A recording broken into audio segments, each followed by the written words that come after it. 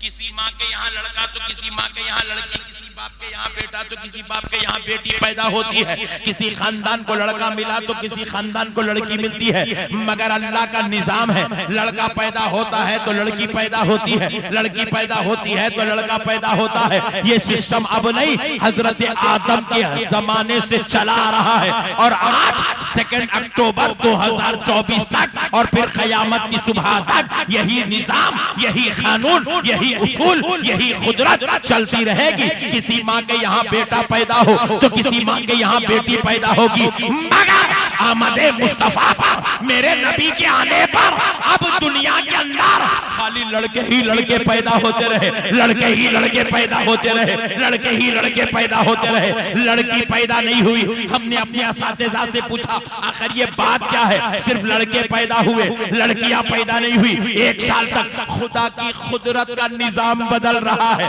हालात बदल रहे हैं, खुदाई हालात निजाम में तब्दीली आ रही है। हमने पूछा आखिर बात क्या है, तो असातिज़ा ने जवाब दिया इसी तब्दीली का नाम जश्न मीलाद मुस्तफा, जश्न मीलाद मुस्तफा है। रब्बे जुल जलाल ने मीलाद का पर, मीलाद मुस्तफा पर इस तरीके से अपनी कुदरत को बदलकर, कानून इलाही को बदलकर रब ने जश्न का एहतमाम किया। अब बाजू वाला बड़ा खतरनाक है, नहीं मालूम बाजू वाला, मालूम मालूम, वेरी गुड। बाजू वाला बड़ा खतरनाक है। पूछने लगा बच्ची पैदा नहीं हुई तो इसमें जश्न कैसा, बच्ची का पैदा ना होना ये जश्न कैसा हुआ नक्शबंदी साहब? तो हमारे उलमाए कराम ने जवाब दिया सुनो सुनो,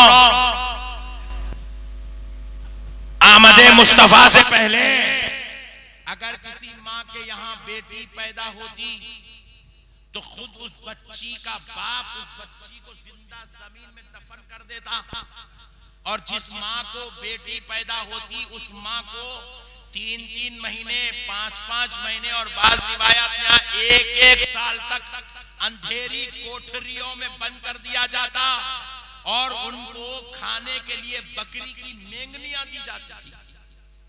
अल्लाह, इतना जुल्म होता था माँ पर। खुद रसूल पाक अलैहिस्सलाम की बारगाह में एक शख्स आया, आकर कहने लगा या रसूल अल्लाह, क्या अगर मैं आपका कलमा पढ़ लूं, आपके मजहब में दाखिल हो जाऊं, वो मेरे गुनाह माफ हो सकते हैं जिनका तज़किरा करना भी मेरे लिए शर्म की बात है? पूछा तुमने क्या ऐसा गुनाह किया जिसका तज़किरा तुम्हारे लिए शर्म का सबब बना हुआ है? तो उसने कहा या रसूल अल्लाह, मैं दौरे जahiliyyat में अपने ही हाथों से अपनी 10 बेटियों का कत्ल करके उनको जमीन में दफन कर दिया, क्योंकि मैं लड़कियों से इतनी नफरत करता था। सुनो दोस्तों, आमदे मुस्तफा से पहले बेटियों पे जुल्म होता था, बीवियों पे जुल्म होता था। अब रब्बे करीम फरमा रहा है मेरे मुस्तफा आप आ गए हैं, अब रहमतुल लिल आलमीन आ गया है, गमखारों का गमखार आ गया है, और मुसीबत ज़दा को मुजदा सुनाने वाला आ गया है। मेरे मुस्तफा अब आप आ गए हो, अब किसी बेटी को जमीन में जिंदा दफन किया जाए ये आपकी शान रहमतुल लिल आलमीन के खिलाफ है। मेरे मुस्तफा अब आप आ गए हैं, अब आपकी आमद के बाद किसी माँ पर जुल्म और ज्यादती हो ये शाने मुस्तफाई के खिलाफ है। इसलिए मुस्तफा आपकी आमद पर जश्न का एहतमाम ऐसे होगा कि ना कोई बच्ची पैदा होगी, ना किसी माँ पे जुल्म होगा। हर घर में बेटा देकर सारी कायनात को खुशियों का मौका अता कर देते हैं। अल्लाह अल्लाह, हर तरफ खुशी ही खुशी, जश्न ही जश्न। इसीलिए अल्लाह ने 1 साल तक हर घर में लड़के को पैदा किया ताकि सब खुश रहे, क्योंकि मेरा हबीब आ गया है। माहौल को तब्दील करने का नाम जश्न है। खुदा खुदा होगा, अपनी कुदरत को तब्दील कर रहा है, और तू मुल्ला हो के गली की लाइटिंग को तब्दील नहीं करता। खुदा खुदा होगा, निजाम ऐसा बना रहा है कि देखो पैदा तो आप भी हुए मैं भी हुआ, कौन कौन पैदा नहीं हुए जल्दी हाथ उठाओ। हाँ माशाल्लाह सब पैदा हुए, अल्हम्दुलिल्लाह। मैं समझा बंगाल में लोग आसमान से उतरते हैं, लेकिन पता चला यहाँ भी लोग पैदा होते हैं। और आप इतना जबरदस्त सुन रहे हैं, गफलत से भी कोई हाथ नहीं उठाया बेचारा, सुभान अल्लाह। अब मसले को समझो, हम सब पैदा हुए, लेकिन हमारे पैदा होते वक्त फरिश्ते तो दूर की बात है, खानदान वाले भी आने को तैयार नहीं थे। अम्मी से झगड़ा, अब्बा से झगड़ा चल रहा था। मगर जब मेरा मुस्तफा पैदा हो रहा है, आमिना का लाल पैदा हो रहा है, रब्बे करीम ने कहा, ऐ जिब्रील 70 हजार फरिश्तों की टोलियां लेकर मक्के की धरती पे उतर जा, क्योंकि मेरा मुस्तफा आने वाला है, मेरा हबीब आने वाला है। और उसका इस्तेकबाल न सिर्फ जमीन वाले करेंगे, उसका इस्तेकबाल तो काबे मुअज़्ज़मा भी करेगा, हजरे अस्वद भी करेगा, कायनात की फजाएं करेंगी। और जिब्रील फरिश्तों को ले जाकर तू भी आमद मुस्तफा पर इस्तेकबाल करेगा। 70 हजार फरिश्तों की टोलियां लेके जिब्रील उतरे, झंडे लेके उतरे। ये झंडे हम अपने बाप दादा के घर से लाए तो नहीं है, अल्लाह ने 3 झंडे देके भेजा हजरत जिब्रील को, 3 झंडे। पहला झंडा हजरत जिब्रील ने काबे की छत पे लगाया ताकि पता चले अब काबे को आजाद कराने वाला आ गया है। दूसरा झंडा मेरे मुस्तफा की आमद पर मशरिक की चोटी और तीसरा झंडा मगरिब की चोटी पर लगाया गया ताकि सारे देखने वालों को पता चले ये हरा झंडा इसलिए लहराया जा रहा है। अब जुल्म का दरवाजा बंद, शरारत का दरवाजा बंद, अब यहाँ से इंसानियत का बाप खुलने वाला है। अब यहाँ से रहमत की बात होने वाली है, अखलाक की बात होने वाली है, तहजीब की बात होने वाली है, इंसानियत की बात होने वाली है, मोहब्बत की बात होने वाली है, अदब की बात होने वाली है, एहतराम की बात होने वाली है। अब तक सब बुत परस्ती में पड़े थे, अब एक खुदा वहदहू ला शरीक की बात होने वाली है। मेरे यारो मसलों को समझो।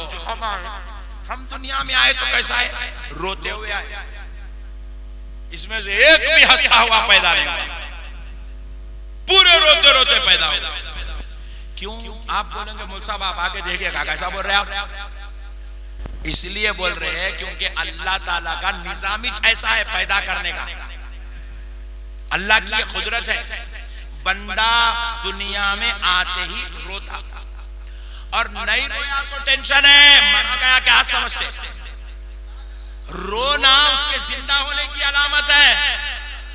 हदीस पाक में जैसे ही बंदा दुनिया में पैदा होता, शैतान उसको जोर से चुमटी लेता, कहता तू आ गया मेरा पट्ठा बल के, सुभान अल्लाह, हाँ चल बोल के गले में आता। जैसे ही चुमटी लिया इंसान रोना शुरू करता, रोता। रोना जिंदगी की अलामत है।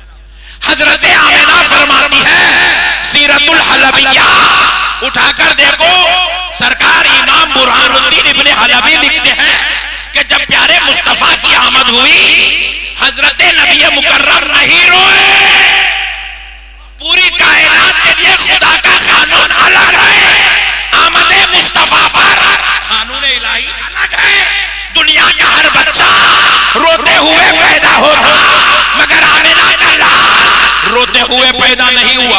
हजरत आमिना फरमाती है, मेरा बेटा नहीं रोया, मैं बड़ी परेशान हुई, मेरा बच्चा क्यों नहीं रो रहा है। जब मैंने अपने लख्ते जिगर को देखा, अपने नूरे नजर को देखा, अपने प्यारे को देखा, तो क्या देखती हूँ, ये रोता हुआ नहीं बल्कि सजदा करता हुआ दुनिया में आया है, सजदा करता हुआ दुनिया में आया। और मैंने देखा कि ये सजदे में सर है, तो अपने लख्ते जिगर का सर उठाऊं, उसका दीदार कर लूं, उसका चेहरा देखूं, उसके रुखे ज़ेबा की ज़ियारत करूं। जब हजरत आमिना ने जब ये चाहा, करीब गई, हुजूर का चेहरा उठाना चाहती थी, क्या देखती है, बारीक आवाज आ रही है, बारीक आवाज आ रही रही है, लबे मुबारक हल रहे हैं, जुम्बिश ले रहे हैं। मैंने उन लोगों के करीब अपना कान ले गई तो क्या देखती हूँ, कायनात का हर बच्चा रोते रोते पैदा होता है, मगर मेरा मोहम्मद रोता हुआ नहीं। रब्बी हबली उम्मती, रब्बी हबली उम्मती, ए अल्लाह मेरी उम्मत मेरे हवाले कर दे। ये सदाएं लगा हुआ पैदा।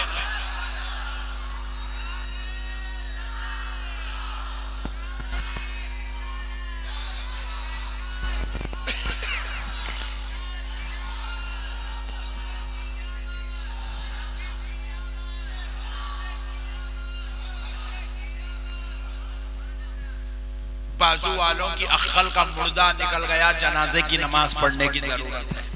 बोले नबी हमारी तरह है। अबे पागल हो गया, कौन सी तेरी तरह है रे पागल। तू पैदा हुआ तो पूरा दवाखाना परेशान होगा, इतना खतरनाक कहीं कुछ चीख रहा है पुट्टा बोल के। डॉक्टर डर गई तेरी आवाज़ सुन के। बेवकूफ, तू पैदा हुआ तू पूरे लोगों के लिए टेंशन का सबब बना, और मेरा नबी पैदा हो रहा है तो रब्बी हबली उम्मती की सदाएं लगाकर पैदा हो रहा है। अपने रब से इस उम्मत को मांग रहा है, अल्लाह मेरी उम्मत मेरे हवाले कर दे। और प्यारो एक बात सुनो, दुनिया में जितने बच्चे पैदा हुए, चाहे सऊदी का हो, चाहे अमेरिका का हो, चाहे लंदन का हो, चाहे हिंदुस्तान हावड़ा का, जितने पैदा हुए सारे के सारे नंगे पैदा हुए।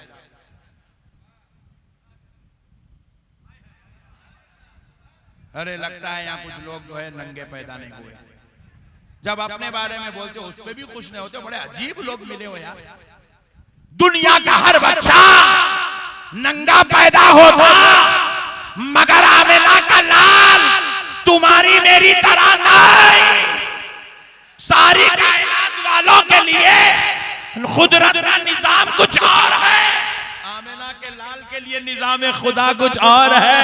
हम पैदा हुए तो बरहाना, मगर आमिना का लाल दुनिया में आया तो बरहाना ना आई। जन्नती लिबास हुजूर जन्नती लिबास पहन के दुनिया में तशरीफ लाए। हुजूर के जिस्मे अक़दस को कोई देखे, रब को ये गवारा ना था, रब को ये गवारा ना था। अरे बंगाल वालों सुनो, दुनिया का हर बच्चा पैदा होता है, पैदा होने के बाद उसकी खतना की जाती है। किसी की पैदा होते ही 2 दिन में होती है, तो किसी की 1 दिन में। बात तो बड़े खतरनाक है, 5 साल के बाद हुई है, पूरे मोहल्ले को खबर हो गई इसकी खतना हुई। मुसलमानों, दुनिया का निजाम रब ने ऐसा बनाया कि हर बच्चे की खतना दुनिया में आने के बाद होती है, मगर जब आमिना के लाल की आई तो रब ने अपने कुदरत का निजाम बदल दिया। कहा हबीब तू औरों की तरह नहीं है कि दुनिया में जाने के बाद दुनिया वालों की तरह तेरे साथ माहौल हो, बल्कि मेरे मुस्तफा तेरी खतना का इंतजाम तेरा रब जन्नत से कर। हुजूर साहिबे मख्तून होकर तशरीफ लाए, साहिबे मख्तून होकर तशरीफ लाए। क्या कुदरत है, पूरा निजाम रब बदल रहा है। और दीवाना मौलवी हो रहे लाइटों के। अबे हावले तू लाइटों के पीछे पड़ा क्या रे पागल। ये 25-50 हजार के लाइटों से क्या होने वाला है रे दीवाने। वहां खुदरत बदल रही है, खुदरत। देखो जब कभी बच्चा अपनी माँ के पेट में आता, माँ के पेट में आने के दिन से लेके डिलीवरी होने तक, डिलीवरी होने के बाद से लेके फिर 40 दिन तक माँ तकलीफ में रहती। हर दिन तकलीफ, हर दिन तकलीफ, हर दिन तकलीफ, हर दिन तकलीफ।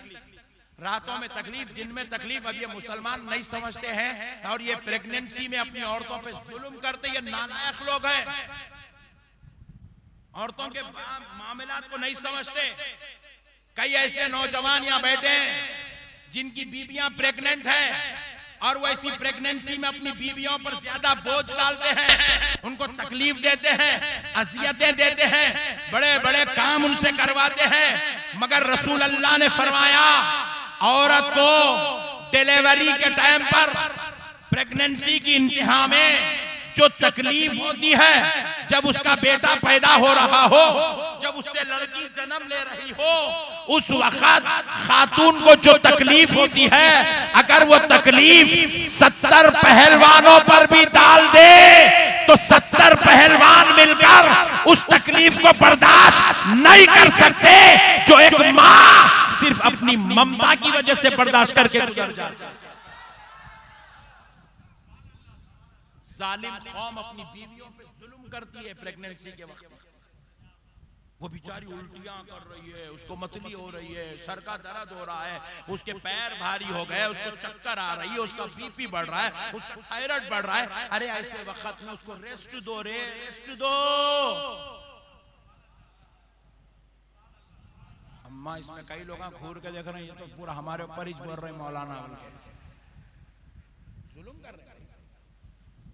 औरतों पे जुल्म है मेरे भाई। इन दिनों में औरतों को सुकून देना, राहत देना, उसके ऊपर 3 टाइम का खाना पका, बर्तना भी धो, कपड़े भी धो, झाड़ू भी मार, पोछा भी मार, साफ सफाई कर, इतने सब काम कराना है तो फिर उसको प्रेग्नेंट होने चाहिए कुछ यार हौले।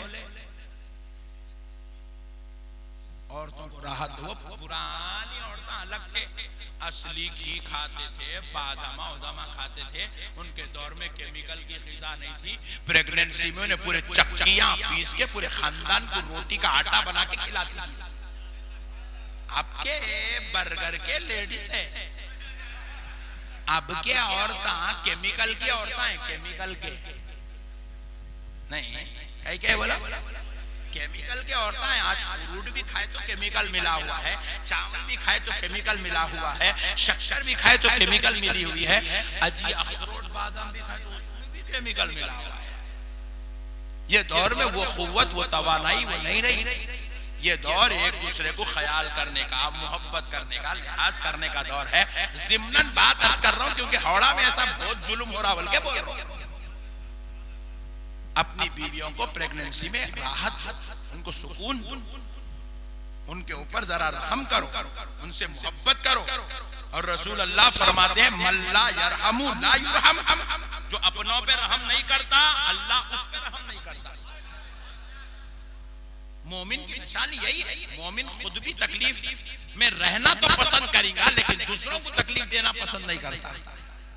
अल्लाह का वास्ता मेरे भाइयों, तो आओ, दुनिया के सारी माओं के लिए खुदा का निजाम ये है कि जिस दिन से वो प्रेग्नेंट होती है, हामिला होती है, उसके बदन में हमल गायब होता है, उस वक्त से लेके उस हमल के इख्तिताम तक माँ की हर रात तकलीफ में, हर दिन तकलीफ में, हर वक्त तकलीफ में, उठना बैठना तकलीफ में, चलना फिरना तकलीफ में। मगर हजरत आमिना फरमाती है मेरा बेटा जब मेरे बदन में आया तो मुझे उसका एहसास हुआ, ना मुझे हामिला होने का एहसास हुआ, बल्कि मैं तो क्या देखती, अगर मैं किसी पत्थरों पे चढ़ जाती तो मेरे उस हमल के दौरान वो पत्थर मेरे लिए फूल की तरह नरम हो जाया करते थे। और फरमाती हैं मेरे बेटे की विलादत पर मुझे राई बराबर की तकलीफ हुई। अल्लाह अल्लाह, सारी कायनात के लिए निजाम अलग, हमारे लिए, हमारे नबी के लिए निजाम खुदरत। बस अब इस मौजू पर आखिरी बात सुनो। लोग समझते नहीं है, बेवकूफों की नजर ये खाली लाइटों पे, ये कपड़ों पे, ये जलसे पे, ये नक्शबंदी साहब के फ्लाइट के टिकट पे, इतने पैसे दे के बुला रहे मौलाना को, अरे वो ना खाओ को इतने पैसे दे रहे, इतने पैसे। अजीब वो गरीब दीवानी कौम है भाई, खाली पैसों पे, लाइटों पे, स्पेस पे हटिया पे दीवाने। जरा ये तो देख आया कौन है। तू लाइटों में, गलियों में, उलमा में कहीं को अटक गया, ये तो देख ये किसकी आमद का जश्न हो रहा है, कौन आया। कान खोल के सुन लो मुसलमानों, 12 रबीउल अव्वल को हजरत आमिना के घर में जो लश्ते जिगर नूरे हुई वो सिर्फ हजरत आमिना का बेटा बनकर या हजरत अब्दुल मुत्तलिब के पोतरे बनकर या हजरत अब्दुल्ला के दुलारे बनकर नहीं आए। वो सिर्फ मक्के वालों के लिए हिदायत बनकर या खानदान वालों के लिए रहमत बनकर नहीं आए, बल्कि वो आने वाला क़यामत की सुबह तक के लिए सारे इंसानों का ईमान बनकर जलवागर हुआ है। 12 रबीउल अव्वल को तुम समझ रहे हो हजरत आमिना का बेटा आया? नहीं नहीं, 12 रबीउल अव्वल को हजरत आमिना के बेटे की शक्ल में हमारा ईमान पैदा हुआ है, हमारा ईमान पैदा हुआ। अब जिसका ईमान पैदा हुआ वो अगर ये लाइटिंग लगा ले उसके नाम पे तो क्या क्या हमें एक खुदा से जोड़ने वाला पैदा हुआ, हमें बुत परस्ती से तोड़ने वाला पैदा हुआ, हमें जहन्नम से बचाने वाला पैदा हुआ, हमें जन्नत में ले जाने वाला पैदा हुआ, मीज़ान आमाल पर हमारे तराजू हमारे नेकियों की निगरानी करने वाला पैदा हुआ, हमें पुल सिरात से बचाकर जन्नत में ले जाने वाला पैदा हुआ, हमें शफाअत कराकर खुदा के ग़ैज़ो ग़ज़ब से बचाने वाला पैदा हुआ। तो वैसे नबी की आमद पे ये 25-50 हजार की क्या वैल्यू है भाई? क्या वैल्यू, क्या इसका वक़ार है? आप अल्लाह अकबर। मेरे दोस्तों, कुर्बान जाओ, अल्लाह रब्बुल इज्जत ने कहा, इसीलिए कहा है ईमान वालों मैंने तुम पर एहसान किया, उसके सदक़े में तुम्हें सब नसीब हुआ। नमाज, रोज़ा, ज़कात, हज, इबादत, तिलावत, शरीयत, तरीक़त, मारिफत, हकीकत, फ़िक़्ह, हदीस, तफसीर, कुरान, ये सारी चीजें प्यारे आका की आमद के सदक़े में नसीब हुआ।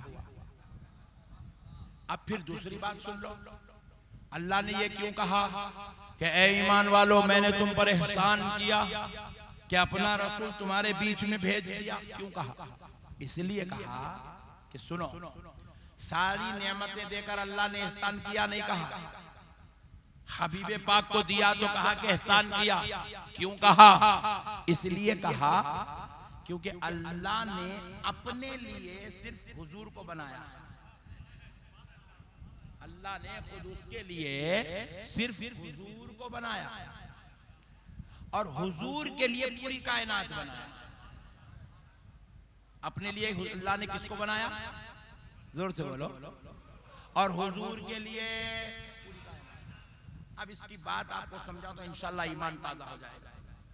देखो, एक वक्त ऐसा था जब वक्त भी नहीं था, कुछ भी नहीं था, न जन्नत थी, न दोज़ख थी, न आसमान था, न जमीन थी, न अर्श था, न लौह, न कलम, कुछ। इंसान नहीं, जिन्नात नहीं, हैवान नहीं, समंदर नहीं, झाड़ नहीं, पहाड़ नहीं, कुछ। क्यों कर रहे भाई? कुरान में है, हदीस में है। अब हमारा ये बेलूर डेमोक्रेटिक सोसाइटी का नौजवान चक्कर में है। अरे यार बात तो सही है भाई, कुरान में है क्या, हदीस में है क्या? प्यारे, अल्लाह का शुक्र अदा कर, ऐसा करना बोल के कुरान में नहीं है। जरा जोर से अल्लाह का शुक्र अदा करो। ऐसा लाइटिंग करना, ऐसा खाना खिलाना, बिरयानी की खुशबू आ रही बाजू से, ये देगों के देगा पकाना, वो भी 27 देग। अल्लाह का शुक्र अदा कर, ऐसा करना बोल के कुरान में नहीं है। अगर कुरान में होता तो पूरी कायनात के मुसलमानों पे ये करना फर्ज हो जाता। अल्लाह का शुक्र है अल्लाह ने फर्ज नहीं बनाया, वरना बुड्ढे को भी आना पड़ता, बुड्ढी माँ को भी आना पड़ता, शौहर को भी आना पड़ता, बीवी को भी आना पड़ता, बच्चे को भी आना पड़ता, बच्ची को भी आना पड़ता। जब जश्न मीलाद की शक्ल ऐसी नहीं होती, पूरी हवा के गलियां पूरे बंद कर देना पड़ता। अल्लाह जानता था कि अगर ये फर्ज कर दूं तो फिर मेरी उम्मत, मेरे बंदों पर मजबूरियों की वजह से कई अजाब की शक्ल ना इख्तियार कर ले, इसलिए अल्लाह ने क्या किया? फर्ज नहीं किया। अब लोग पूछते कि हदीस में है, तो हमने कहा अल्लाह का शुक्र अदा कर, प्यारे मुस्तफा की बारगाह में खत्म बोसी अर्ज कर कि तेरे मुस्तफा ने ऐसा करने को हुक्म जारी नहीं किया। अगर अगर हदीस के जरिए फरमान जारी हो जाता तो वो सुन्नत या वाजिब का दर्जा बन जाता। तो फिर वैसा करना क़यामत तक के लिए हर मुसलमान पे लाजिम आता, और जो नहीं करता फरमाने मुस्तफा की खिलाफ वर्जी की वजह से, हदीस की गैर अदायगी की वजह से जो नहीं आता वो दोज़ख का कुत्ता बना दिया जाता। इसलिए मुस्तफा ने ना हदीस में कहा ना कुरान में, रब ने कहा। फिर बाजू वाले ने पूछा मौलाना जब कुरान में है नहीं, हदीस में है नहीं, तो आप कर रहे कई को? सुभान अल्लाह, जरा जोर से। अबे सोच, ऐसा करना बहुत बड़ी बात बोल रहा हूं, पॉइंट टू बी नोटेड। अरे नादान सोच, ऐसा करना हुक्म खुदा, हुक्म मुस्तफा तो नहीं है, मगर खुदा की कसम ऐसा करना सुन्नत खुदा है। हुक्म नहीं है मगर मेरे खुदा का तरीका है, सुन्नत है, सुन्नत। आप पूछे हजरत इसमें अल्लाह की सुन्नत क्या है? आओ समझाता। मिलादे मुस्तफा पर जश्न का एहतमाम करना अल्लाह की सुन्नत है। क्या ठंडे लोग कहां से आके बैठे यार? किसकी सुन्नत है? जरा जोर से बोलो, किसकी सुन्नत है? अल्लाह की सुन्नत है। क्या है देखो, जश्न। अब हम ये जो मना रहे हैं इसका नाम क्या है? जश्न। क्या है जश्न? किसको बोलते हैं? अपने रोजमर्रा का जो आपका उसूल है, जो आपका रूल है, जो आपका निजाम है, उस निजाम को तब्दील करके खुशियों का माहौल पैदा करने का नाम जश्न है। ये गलियां तो 360 दिन 365 दिन है, मगर यहाँ पे रोजाना रात में अंधेरा रहता था। आज रात के 1 बजे यहाँ जबरदस्त रोशनी है, तो हमने अंधेरे को रोशनियों में बदल दिया। इस तब्दीली का नाम जश्न है। रोजाना यहाँ पे 12 बजे के बाद आदमी चलना मुश्किल है, बाहर कोई मिलने को तैयार नहीं रहता। लेकिन आज यहाँ पे हजारों की तादाद में आशिकाने मुस्तफा जमा हो गए, वो भी कुर्सियां डाल के नारे तकबीर, नारे रिसालत, सुभान अल्लाह, अल्हम्दुलिल्लाह के साथ बैठे हुए हैं। हमने पूछा भाई ये क्या हुआ? तो बोले नक्शबंदी साहब, जहां रोजाना जहां कोई नहीं रहता था, आज वहां हजारों की तादाद में लोग आ गए हैं। इस तब्दीली का नाम जश्न है। हालात के बदलने का नाम जश्न, अपने माहौल को तब्दील करने का नाम जश्न है।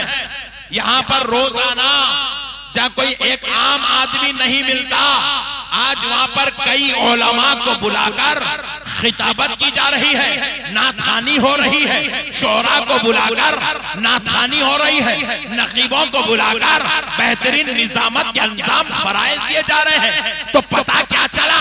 इस तब्दीली का नाम जश्न है। अरे आज हमने अपनी गली को तब्दील किया, अपने माहौल को तब्दील किया, अपने रोजाना के कानून और निजाम को तब्दील किया, तो दुनिया परेशान है। मगर आओ मेरे मुस्तफा की आमद पर ऐसी तब्दीली करना, ये खुदा की सुन्नत है, ये रब्बे जुल जलाल का तरीका है। आप पूछे मौलाना ये कैसे हुआ, ये कहां से हुआ, ऐसा कहां हुआ? तो आओ मैं आपको बतलाता हूँ। हदीस पाक है और तफसीर में बुजुर्गों ने, सूफिया ने, मुफस्सिरीन ने लिखा है, फरमाते हैं कि जब रसूलुल्लाह सल्लल्लाहु अलैहि वसल्लम दुनिया में तशरीफ लाए, हुजूर जब दुनिया में तशरीफ लाए, 12 रबीउल अव्वल पीर का दिन, हजरत आमिना के घर में हजरत आमिना के लख्ते जिगर की आमद हुई। उस 12 रबीउल अव्वल से लेकर पूरा मुकम्मल 1 साल, फिर दूसरी 12 रबीउल अव्वल तक, मुकम्मल 1 साल तक पूरी दुनिया के अंदर